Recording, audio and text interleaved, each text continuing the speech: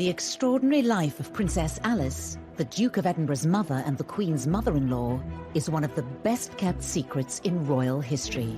A daredeviling story that would be worthy of any great Hollywood film.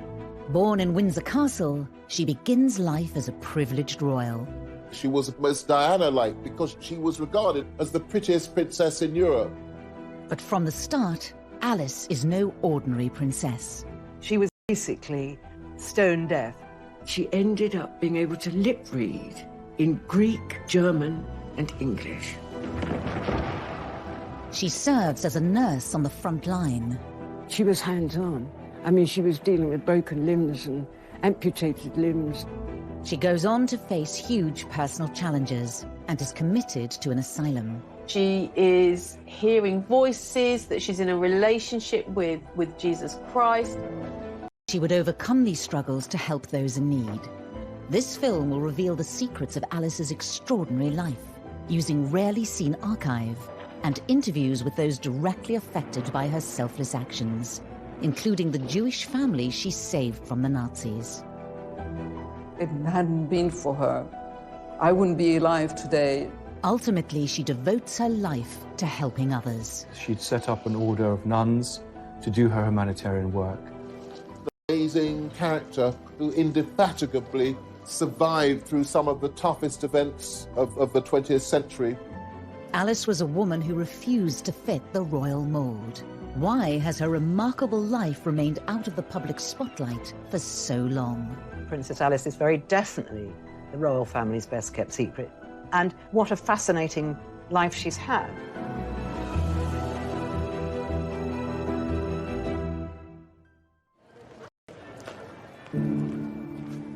On a winter's day in December 1969, London goes about its business largely unaware of the sadness within the walls of Buckingham Palace.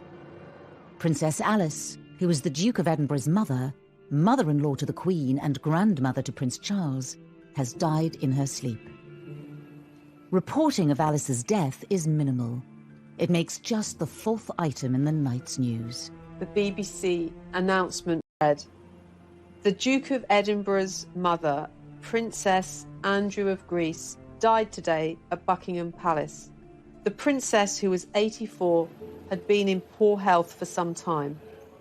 Princess Andrew, or Princess Alice, her own name, was the daughter of Prince Louis of Battenberg." It's a very unremarkable announcement. Words of respect, adoration, affection. It's very cold. It simply marks the passing of a life defined by the men around her. Indeed, despite her position in the royal family, Princess Alice has long remained hidden from public glare. Many first discovered Alice through her portrayal in the TV series The Crown, when, as this clip shows, she had been living as a nun. Let this be a mother's gift to her child. Find yourself a faith. I didn't even know she existed. I had no idea who the Duke of Edinburgh's mother was. I think, like the majority of people, she's been a very well-hidden secret. It was never Alice's style to seek out the limelight. Princess didn't give very much away about herself. When she died, she left but 3 dressing gowns, which were given to the nurses who'd been looking after her. By that stage, she'd given everything she owned away. She owned absolutely nothing. But Alice's start in life was very grand indeed. She's the great-granddaughter of Queen Victoria, and she was actually born in the tapestry room at Windsor Castle in 1885. As she grows up in the castles and palaces of Britain and Europe, Alice expects to marry a suitable royal partner. In 1902, the coronation of Edward VII provides a perfect opportunity for 17-year-old Alice to find a match. Edward VII himself remarked at his coronation that Alice would be the most beautiful bride of any young prince in all of Europe. A number of different members of royal families arrived in London to attend this event. Princess Alice was one of them, and Prince Andrew of Greece was another. And here, Alice is swept off her feet by the young Greek prince Andrea. That is really where the relationship developed, and it was a love match. It was a real love match. Just over a year later, the couple are married in Germany. It's a royal alliance with serious pedigree. Alice is the daughter of a German prince and a British princess, and the great-granddaughter of Queen Victoria. 21-year-old Prince Andrea is the son of King George I of Greece, himself a distant cousin of Queen Victoria. Andrew was a tall, blonde, handsome young army officer. His whole approach to life seemed to be very different from Alice, who was beautiful, but for the most part reserved, silent.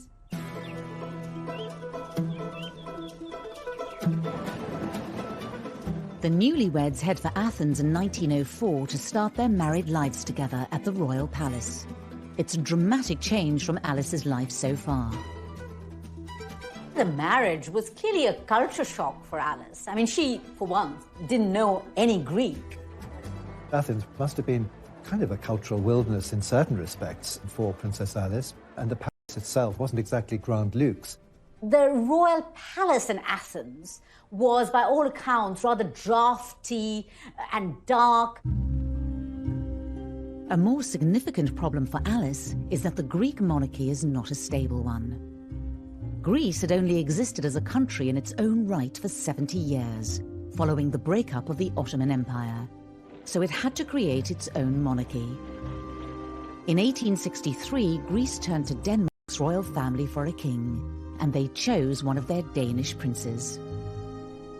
King George I of Greece had been imported from Denmark, so none of the Greek royal family had any Greek blood whatsoever. They had Danish blood and they had Russian blood. The fact that the family came from Denmark and were not Greek clearly created some problems for them in Greece, problems that would continue in terms of the monarchy there. Despite the national ambivalence to the new royal family, the Greek people take to Alice immediately.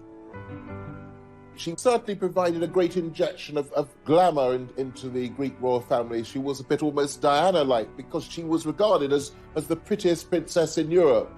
She quickly learnt to speak Greek and she quickly started producing children. Alice enjoys her new life in Athens. Within 2 years, she has given birth to 2 daughters, Margarita and Theodora. But there are clear signs that trouble lies ahead for Alice and for her family elsewhere in Europe.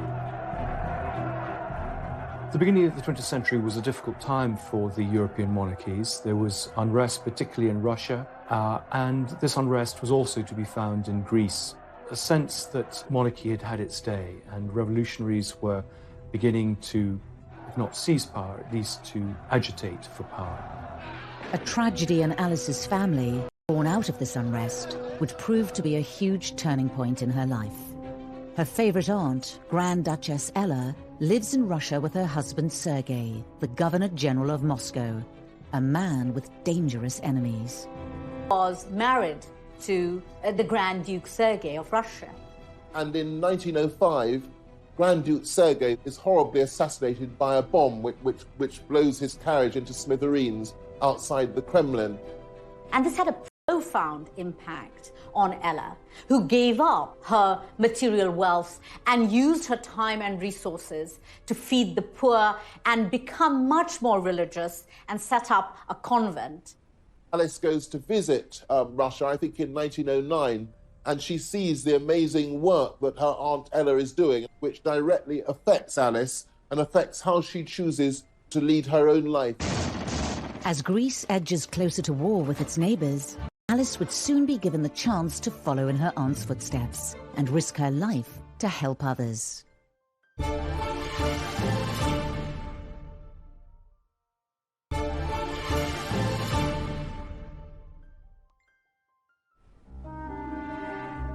By 1912, Alice has been living as a Greek princess for 8 years. She and Andrea now have 3 daughters. Cecile was born in 1911. However, their lives are set for a dramatic change as Greece goes to war in a bid to seize new lands. There was a particular war in 1912, the First Balkan War. The Ottoman Empire, which had been so dominant in the Balkans for hundreds of years, was crumbling. So Greece was wanting to expand north and eastwards, taking over some of the Ottoman territories, which historically had many Greek occupants. And the Greek royal family are absolutely at the centre of this because Andrea is a military officer, so he's on the front. As her husband heads off to the battlefield, Alice takes the bold decision to leave her 3 children behind and follow him to the front line. Alice felt that she needed to do something for her adopted people. She goes to the front lines and works as a nurse. As the Greek forces advance, she sees that there are a huge number of victims, both civilian and military. She commandeers buildings, she organises nurses and doctors. She has an amazing role in that Greek war effort in the Balkan Wars in 1912. Alice immediately threw herself into the whole business of sort of creating field hospitals, taking part in operations. For a young woman in her 20s with no medical training, she shows great grit and an innovative sense. Alice doesn't restrict herself to just setting up the hospitals. She was hands-on. I mean, she was dealing with broken limbs and amputated limbs. In a series of letters that easily detail that the corridors were running with blood, and people were minus arms, minus legs, and Alice was having to deal with all this, but she wanted to deal with it because the calling from her was that she was helping, and she really was helping. Very early on, we see that she doesn't conform in the way that's expected of her, and she does the things that she feels are important and thinks of others before herself. It's a very, very different sort of world to the world she's been brought up in, and earns her enormous respect from those around her. Alice has yet again proven that she can overcome great personal challenges in her life. As a child, it was realised all was not well. She was a very bright young girl, but at first her learning was slow because she had this problem, first of all undiagnosed and then later diagnosed as deafness. Her mother believed in a kind of tough love and had a sort of let's get on with it kind of attitude, and didn't treat Alice any differently from her other children. And let her learn how to lip read and let her fight her own battles rather than mollycoddle her. Alice rose to the challenge and became a skilled lip reader. She lip read in German and English, which were her first languages, and later on in Greek and French. So Alice had this very severe disability, which she overcame, but that must have had quite an influence on her personality. 3 years after the end of the Balkan Wars, Alice finds herself in the midst of another war zone. At the outset of World War I in 1914, Greece takes a neutral position. But 2 years later, it has been drawn into the conflict. Of course, the First World War is regarded as the war to end all wars, and it's easy to forget about the terrible suffering in Athens at that time. Athens is bombed by the Allies, and typically Alice, then she has to start helping again. December 1916, there's terrible malnutrition, and so what does Alice do? She joins in setting up soup kitchens, in just trying to get food to the people of Athens in the dark heart of the First World War. As Greece finally joins the Allied forces, the tide turns against the royal family. There was the rise of a Republican movement in Greece during the First World War. They targeted the monarchy as being foreigners, as being parasites on the system, as not belonging to Greece and not being Greek. Fourth baby daughter are forced into exile in Switzerland with most of the Greek royal family. This is the first time that Alice gets a taste of what it is to be a Greek royal. Alice had no sense of when she would be returning to Greece and indeed what life was going to be like for her over the next few months. And, you know, they weren't luxurious months. As she adjusts to life exile, Alice receives news of an appalling family tragedy during the Russian Revolution. The Russian royal family, including Alice's favourite Aunt Ella, was caught up in the civil war. And in July 1918, Aunt Ella, along with several other members of the Russian royal family, were driven by the Bolsheviks to the Urals.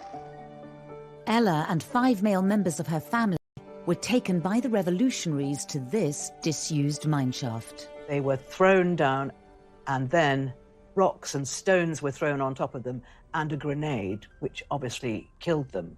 But until that moment of their death, they were stoic, and they were singing psalms and saying prayers. Alice is grief-stricken, of course, but she's even more admiring of the strength of courage and will. Relief and respite finally comes to Alice in 1920, when the exiled king is restored to the throne in Greece. In this rare piece of footage of them together, Alice and Andrea are now back in the land they call home. Andrea and Alice and their 4 daughters by this time, they spent most of their time on the island of Corfu at a villa called Mon Repos. And that's where Alice and the 4 girls and their servants and their British nanny, Miss Roos, are living in 1921, when at last the beloved 5th child and longed-for son is born. The arrival of Prince Philip, Philippos Andreou as he was called, completes Alice and Andrea's family. But they would not have much time to enjoy life with their new baby. Greece is once again looking to take land from Turkey in their on-off conflict. Andrea is now a major general in the army. And when the Greeks suffer a humiliating defeat and are sent packing by the Turks, the royal family is back in the firing line. Andrea is a scapegoat for the dramatic defeat of the Greek forces. He comes back to Athens in disgrace, is arrested, is accused of high treason, is put on trial with other officers. The other officers are actually executed. Andrew being sentenced to death. And this was, as dangerous as it got. A last-minute, behind-the-scenes deal involving the British government, King George V and the Greek leaders, saves Andrea's life. The British cruiser is dispatched to Athens, and this show of strength is sufficient to have Andrea's released, and the young family is then in exile once again. But at least they're alive, and Alice is thrilled to have her husband back. Prince Philip, who was, literally a babe in arms at this time, and taken for safety onto the British warship, carried in an orange crate, and that was to be his means of escape. So really, really dramatic days. They may be alive, but Alice and Andrea flee Greece with little money and few possessions. Now they are in need of a safe home for their young family once again. Andrea was lucky that his brother had married somebody rich called Marie Bonaparte, and they have several properties on the outskirts of Paris, and they gave one of these properties to Andrea and Alice as a home for their children, because Andrea and Alice had to leave everything behind. Alice and Andrea would spend 8 years in Paris. The turmoil they've lived through is finally taking its toll on them. The marriage is beginning to fray at the edges. For Andrea, this must have been quite difficult after a very active life. Basically, he was no longer a prince in Greece, that he was exiled for life. This phase was very difficult for Princess Alice because she had been through enormous amount of trauma, all those deaths in the family, and her husband almost being put to death himself. I mean, that would be enough to shake anybody. As their time in exile wears on, Alice's behaviour becomes increasingly erratic. Behaviour that would lead her family to take action that would scar her for years to come.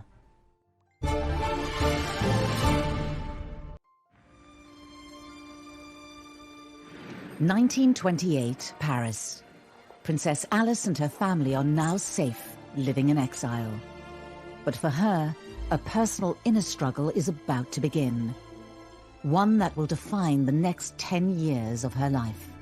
It's not for nothing that completely isolated by the deafness, by the strangeness of the country, by her innate compassion for other people, that she should become deeply religious.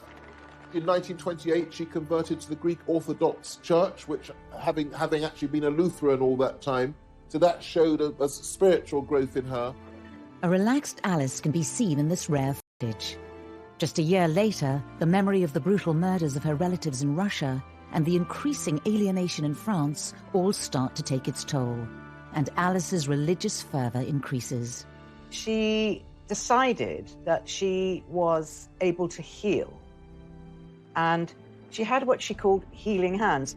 That becomes quickly overshadowed by Alice's declarations that she is hearing voices, that she's in a relationship with Jesus Christ, that she's having a physical relationship with Jesus Christ.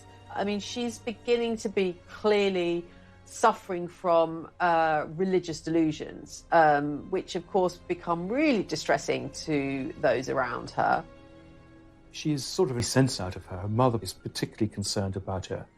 And I think the understanding or the realization is that she needs to have proper medical supervision. Alice's sister-in-law, Marie Bonaparte, is a trained psychoanalyst.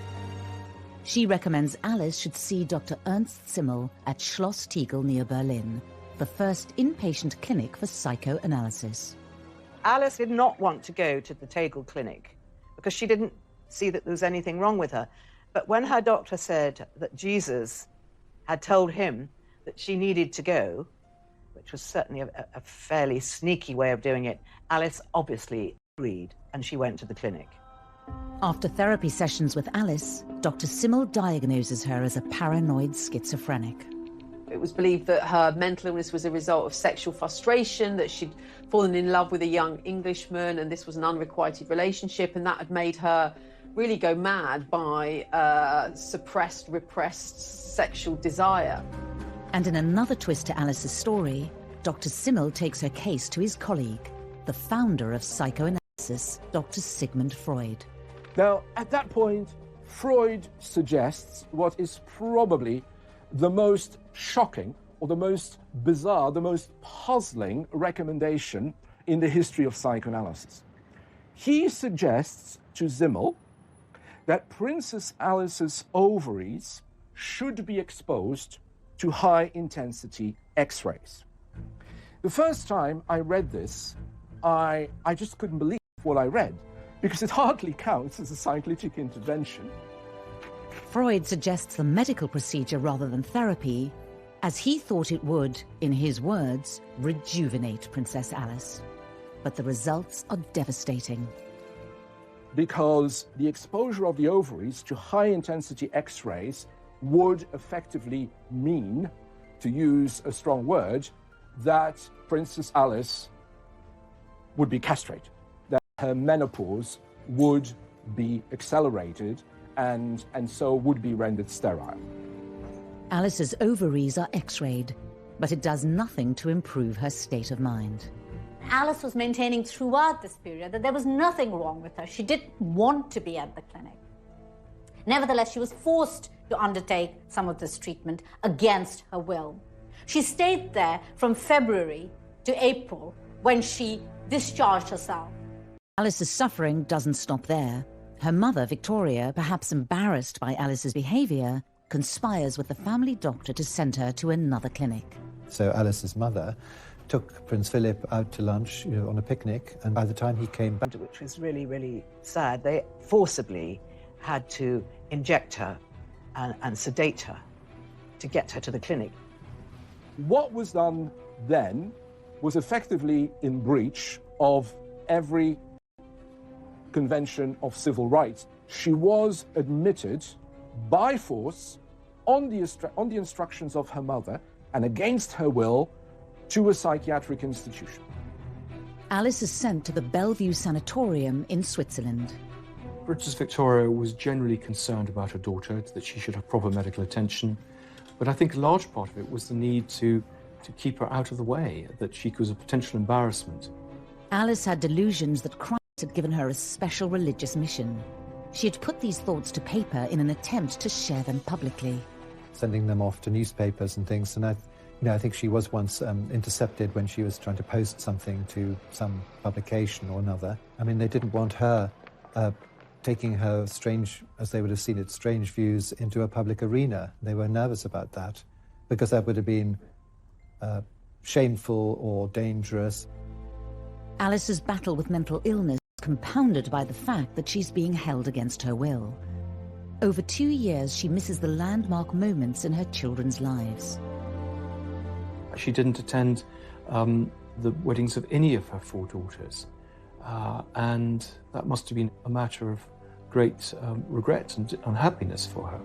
Whilst her daughters are married and making their own way in life, Philip, her son, is still just a 10-year-old boy missing his mother. He's always said, well, it just happened. There wasn't really much that I could do about it. I just got on with it. But that must have left a real mark with him because he'd been much beloved by both parents in the first 9 years of his life. Alice's husband, Prince Andrea, sees their marriage as effectively over.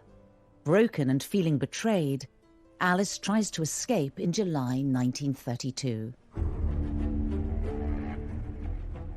So during lunch, her nurse has gone to the room and she makes a bid for freedom, and she jumps out of the window into the flower bed and heads off to the nearest railway station, which isn't far away.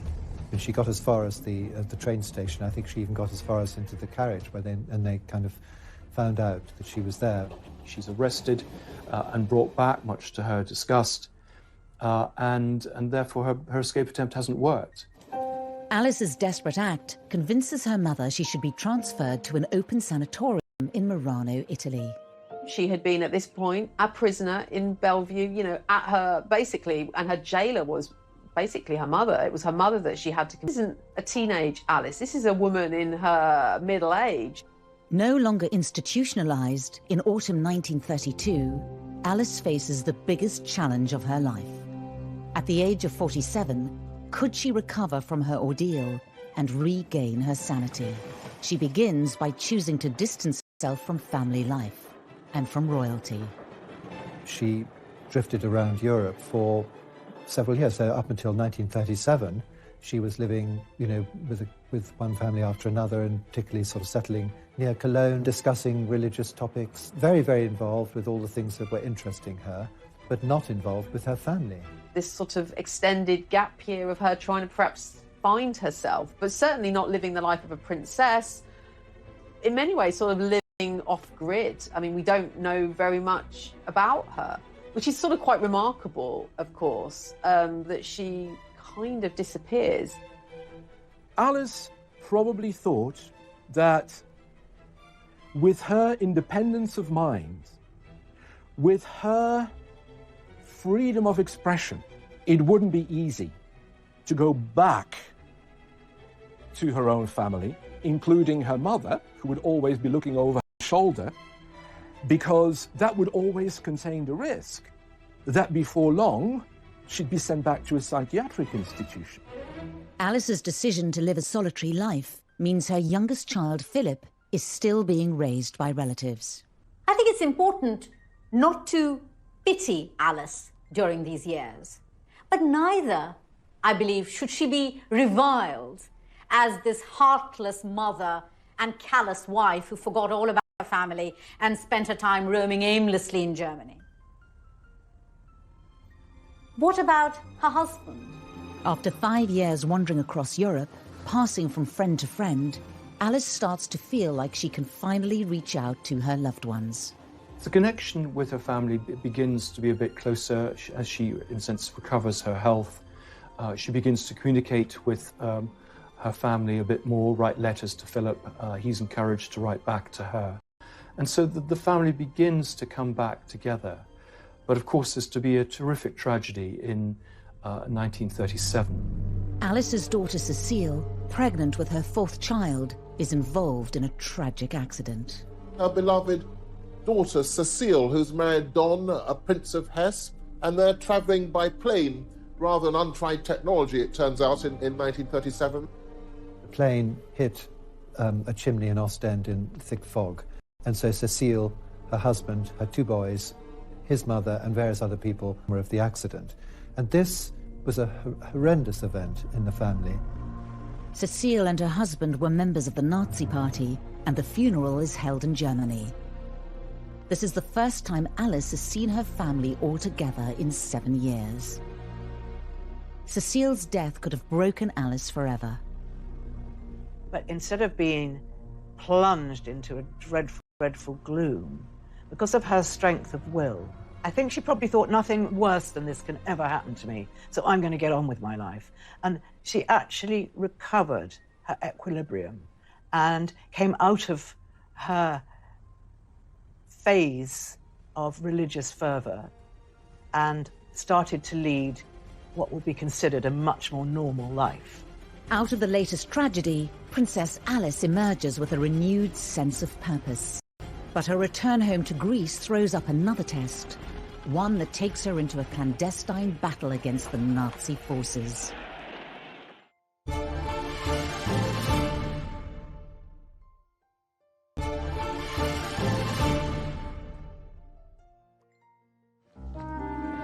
In 1938, Princess Alice, mother of Prince Philip, returns to Greece to serve the poor. During her 16-year exile, she survived hardship and horrific tragedy. However, once again, she will soon be placed at the heart of momentous historical events.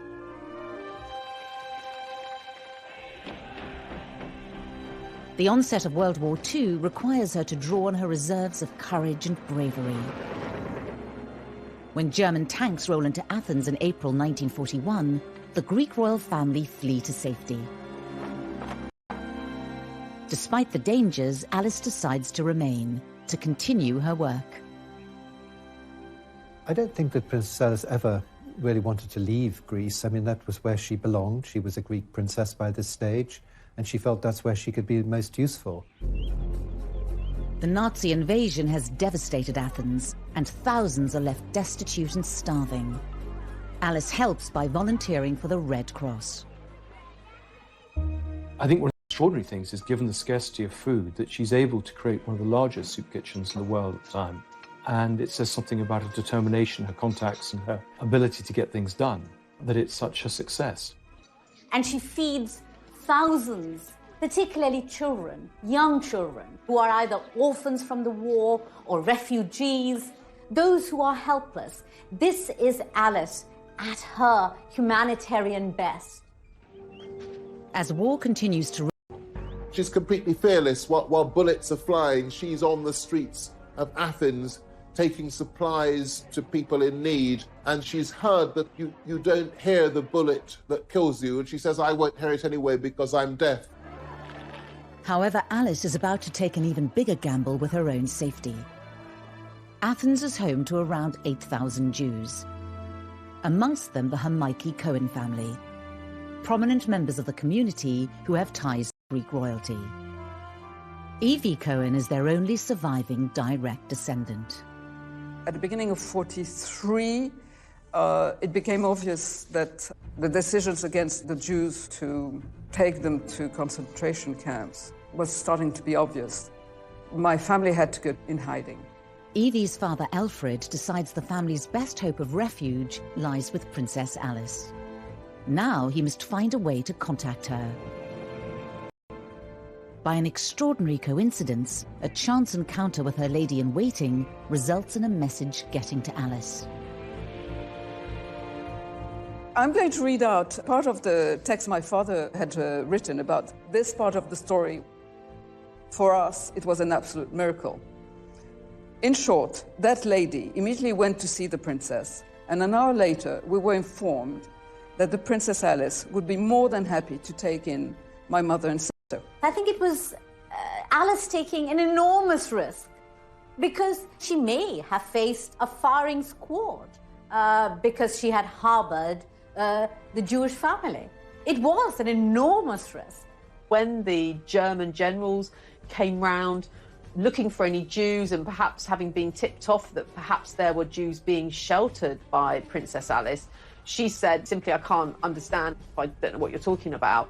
And they just thought she was a silly woman and left her in peace, which is just as well, because if she'd been caught, she would have been in serious trouble. People were being executed for looking after Jewish families, but Alice had no fear. Her faith was her shield. Incredibly, the Hamaiki Cohen family are never discovered by the Nazis. Alice keeps her own bravery a secret. If it hadn't been for her, I wouldn't be alive today to say all this. And my parents would have met, and so many other things. Back in Britain, her son Philip has spent the war years re-establishing the family's close links to the British royals, thanks to the patronage of Alice's brother, Lord Mountbatten. Keen to improve his nephew's prospects, Mountbatten encourages Philip's blossoming romance with Elizabeth, the future queen. Princess Elizabeth, and she was, of course, delighted. And though she hoped that one day maybe he might become a Prince of Greece, the fact that he was in her own homeland, Great Britain, and had fallen in love with the British princess, who was going to be heir to the throne, she was very, very happy. However, in 1947, when Philip, sixth in line to the Greek throne, gives up his titles so he can marry Elizabeth, for his mother, the news is bittersweet. Alice, in many ways, this was no doubt a personal disappointment, but at the same time, here was her only son, of course, marrying the future Queen of England. And so it seems that she was kind of reconciled to that and accepted that, even though, of course, it came at the cost of Philip renouncing his claim to the Greek throne. Soon after Philip and Elizabeth's engagement is announced, Alice travels to England to see them. Keen to provide her son with the engagement ring, she had already arranged for some of her royal jewellery to be retrieved from a secure bank vault in Paris. She had no money, so she wasn't going to be able to buy an exquisite gift for her future daughter-in-law. So she took one of her tiaras to Philip Antrobus, the jeweller, and she said, "Take the best stone out of this, and I want it fashioned into a ring for my future daughter-in-law," which is a very romantic thing to do. And I think it is about Princess Alice wanting her son to be seen as good enough in many ways. So here, perhaps for one of the only times in her life, playing the role of the sort of proud, slightly pushy mum who, wants her son to do the right thing and being seen to be appropriate as a husband to the future Queen of England. On the 20th of November 1947, Philip and Elizabeth prepare to walk down the aisle at Westminster Abbey. The eyes of the world are centred on Buckingham Palace. Two graves draw the Irish stagecoach. Inside, Her Royal Highness Princess Elizabeth and her father. In one of the rare occasions she steps back into the royal limelight, Alice is present amongst the crowned heads of Europe.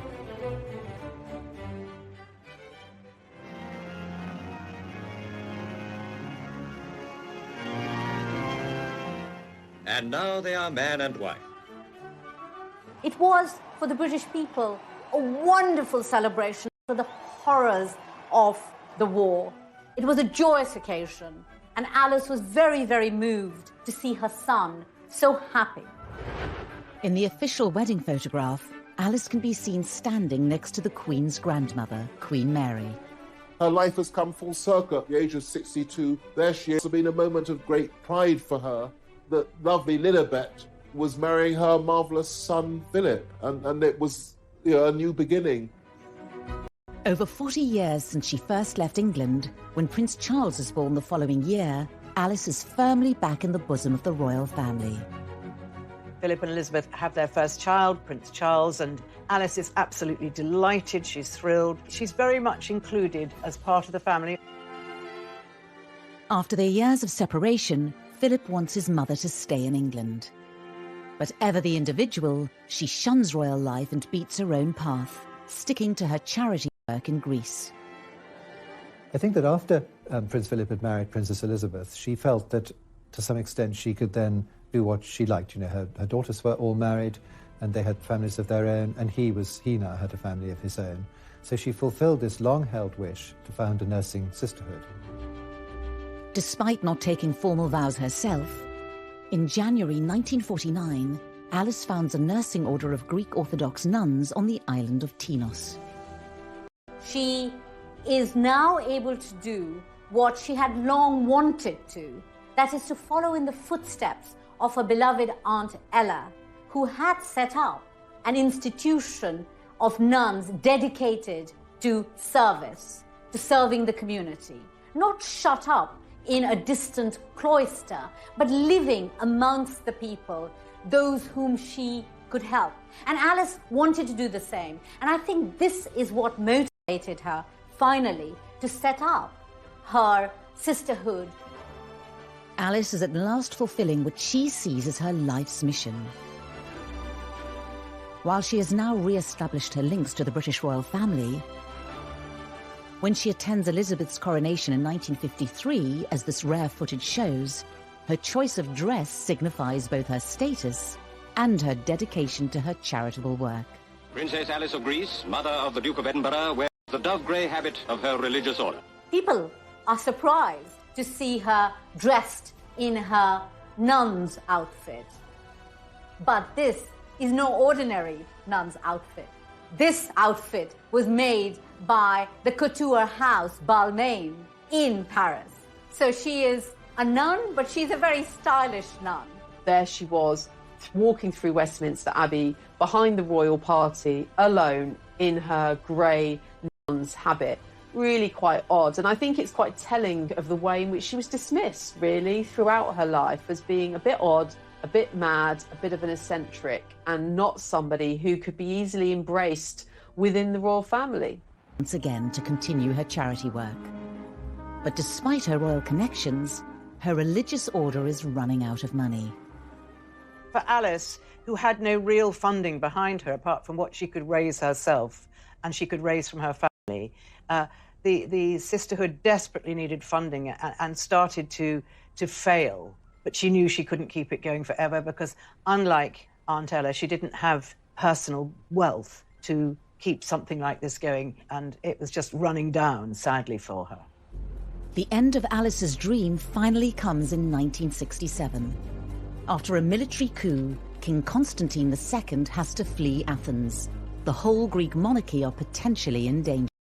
Once again, the position of the Greek royal family becomes very threatened and precarious, and so it's seen that right now, really, Alice has really come to the end of the road in Greece. She needs to be rescued. She simply can't stay there. It's not safe for her to stay there. When Queen Elizabeth hears about her mother-in-law's fate, action is taken and she's flown back to Britain.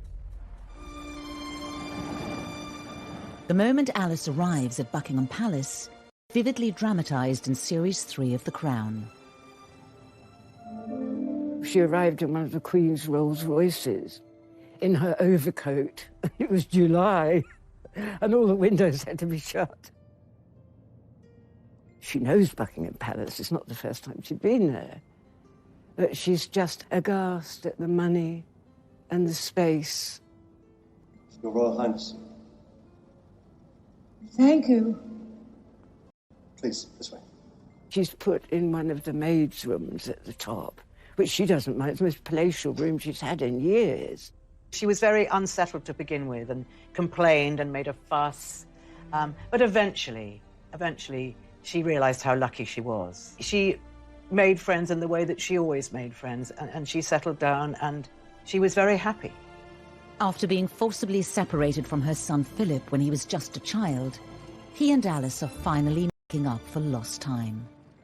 Philip had been effectively abandoned at the time where his mother was put in a sanatorium. So one can imagine these were an opportunity for mother and son to get acquainted with each other and to reflect on her life and perhaps the legacy and the influence that she might have had and have on Prince Philip.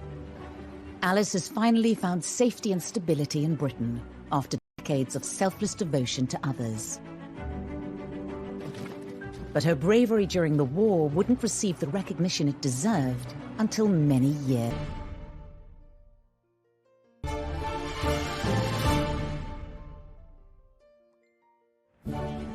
It's 1967, and Alice is back in Britain, living with the royal family in Buckingham Palace.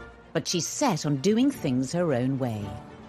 We know that she liked to smoke, that she smoked woodbines, and so courtiers would know that she was coming before they saw her by the smell and the smoke of her cigarettes. And of course, she would also move around in her nun's habit. So a very odd spectacle by all accounts. Princess Alice couldn't have been more different than the Queen Mother, who was the other grandmum, and who was, you know, a wonderful self-publicist, going out and doing all her duties. Alice was the very opposite to that. You know, there she was smoking in her nun's outfit. But the children liked her. Prince Charles really liked his grandmother. She used to tell him tales about Queen Victoria, which he loved to hear.